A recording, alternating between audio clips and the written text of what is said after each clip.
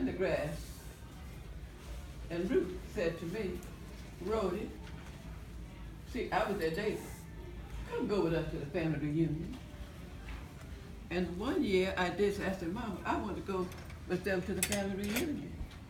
She said, I encourage that, but I also must say to you, before you can leave home in the morning, know where you're going to sleep that night.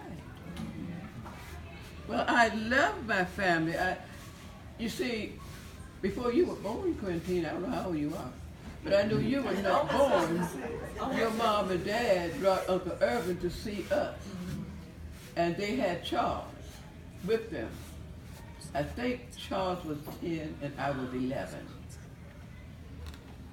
And from then on, I've known Cousin Ruthie. She was a bride, and your mom and dad smiled at each other the whole time they were there. And the next year when they came, you were the result of all that smile. However, I thank God that you all bring us together, and I'm just glad to be in the number. Thank God to be in the number. Thank you. Thank you. And I'm going to pay some, you said don't pay any dues, but nothing can run without money. That's right. If you think something can run without money, try your car. That's right. That's right. And you'll see how far you go without money. So, in order for us to keep going, if it's not with $5, whatever God placed on your heart to contribute to this family. And you all know where my heart is. And I'm going to ask someone to volunteer and tell me, where's my heart? Family. Somebody tell me, you know. Family. Family. Education. Thank you. And what did I ask this family to do? Say it, baby. Scholarship. Thank you. You see these babies, and you see what Washington is doing. We need these HBCUs. Oh, yes. Now, I want to, since you give me the chance, you know, my last principal used to say, don't ever give Dingle the mic, because she won't give it up. Now you asked for it, now you got it. Here's what I want to say. You look at these babies,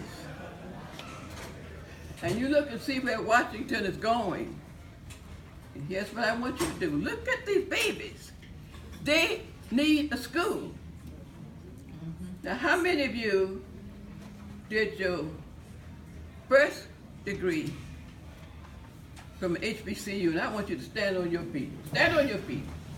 If you got that first degree from an HBCU, I thank you. Need I say more? I just ask you to contribute to my heart a scholarship fund for these children. And I remember I asked for it in Atlanta, Georgia. Whenever Nisa and I had it, I've forgotten. And I know it was Atlanta, and I was brushed aside. And 2 years later, Little Irvin, Bishop Dingle, we were in North Carolina, and he touched my heart. He took the floor, and he said, y'all listen to me. My cousin Rhoda is sitting here. She asked that we start a scholarship fund. She doesn't have any children. She wants that for our children.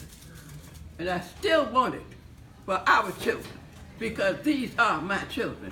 And when I was a classroom teacher for 47 years, my coworker said, Dingle, why are you working so hard? You trying to make us look good? I said, oh no, I'm not thinking about you. But I have nieces and nephews, and I don't want anyone to shirk their duty when it comes to educating my nieces and nephews. I want their teachers to do the job. And my sister could tell you when those kids came home, they didn't know what I was doing.